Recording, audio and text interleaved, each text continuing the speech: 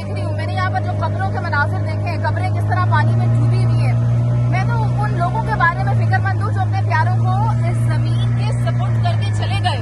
क्या वो सैलाब के सपुर्द करके गए थे? अगर ये भारत की आबी जारहियत है तो इन दरियाओं के पानी को समेटने के लिए, जमा करने के लिए भी क्या हमें मदद भारत से ही लेना थी?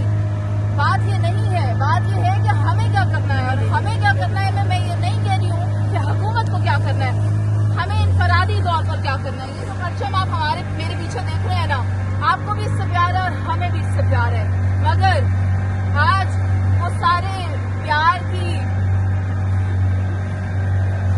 सैलाब की नजर हो गए, रहने से मैं नहीं कहती, लेकिन मैं इतना जरूर कहूंगी कि ये जो ऊपर लोग आप देख रहे हैं ना, तमाशाई, ये काम आपने नहीं करना, आपने यहाँ नहीं आना। हम तो रिपोर्टिंग करने के लिए आए थे, हमने लोगों से बात करनी थी, एरियाज देखने थे, जाना था करीब से, जैसे मरियम साहिबा ने किया, सोचा थोड़ी सी इंस्पिरेशन हम भी ले लें, लेकिन हालात बहुत खराब हैं। अपना ख्याल रखें और अपने प्यारों का ख्याल रखें। ये मेरे साथ ऑफिसर्स मौजूद हैं और इन्होंने विजिलेंटली यहाँ पर मौजूद होकर लोगों को रेस्क्यू करने के लिए अपनी तमाम जो रिस्पॉन्सिबिलिटीज हैं, ये कैमरा मैन उधर देख रहा है, मेरा फ्रेम खराब, आपका फ्रेम ओके है, तो ये यहाँ पर मौजूद है। और हर जगह अगर आपको कोई हेल्प चाहिए सैलाब की कैपेसिटी में, तो rescue 1122 is always there. Thank you.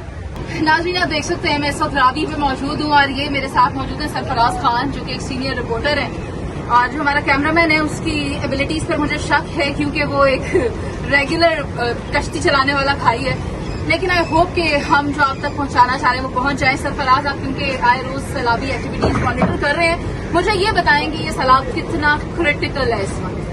अच्छा, अभी मैं आपको बताऊं कि हम सुबह जब इधर आए थे तो 2,13,000 क्यूसेक पानी, अच्छा, और जैसे ही जसड़ से इंडिया ने पानी को कम किया तो वहाँ पे जो है वो 2 लाख क्यूसेक रह गया। अच्छा। अब जो सूरत हाल नजर आ रही है, अभी यहाँ पे 2,01,000 क्यूसेक जो है वो यहाँ पे पानी की मिकदार है, और सेकंड जो जसड़ की मिकदार है वो मिकदार में ना वैसे लोगों को इतना इंटरेस्ट नहीं है। लोग ये जानना चाहते हैं कि अब क्या होने जा रहा है, क्या रावी भी ओवरफ्लो कर जाएगा, क्या रावी भी इतना सारा पानी बाहर जमीन की तरफ धकेल देगा, ये जो पुल पे लोग चढ़े हुए क्या यहाँ तक ही पानी पहुँच जाएगा?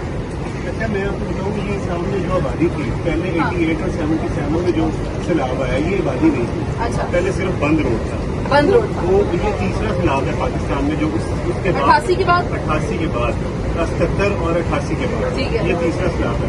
अब ये जो आबादी है ना, हाँ, ये आबादी जो है वो बिल्कुल गैर कानूनी तौर पर बनाई ठीक है। है। अब इसके साथ साथ वो निजी सोसाइटियाँ भी डूब गई हैं। हाँ, एग्जैक्टली।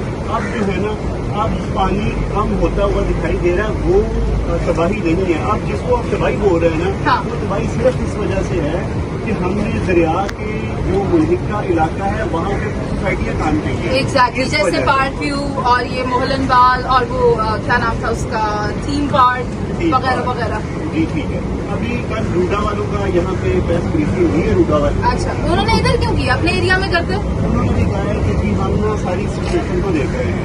अब जहार बाग भी डूब चुका उनका, और इसके साथ साथ जितना भी इलाका है जो रूडा के मुल्क का इलाका था वो सारा डूब चुका है। अच्छा। अब आपने ये सामने देखा होगा कि ये बंद रोड बनाए इस वजह से गया था कि पानी ना आए। हाँ, ये पानी बिल्कुल जब तक हम नदी, दरिया और इसके इलाकों में जब तक कंस्ट्रक्शन नहीं करेंगे हम नहीं डूबेंगे, क्योंकि ये दरिया है। एग्जैक्टली, दरिया पर जो आबादी बनी हुई है उसको कंट्रोल करने की जरूरत है।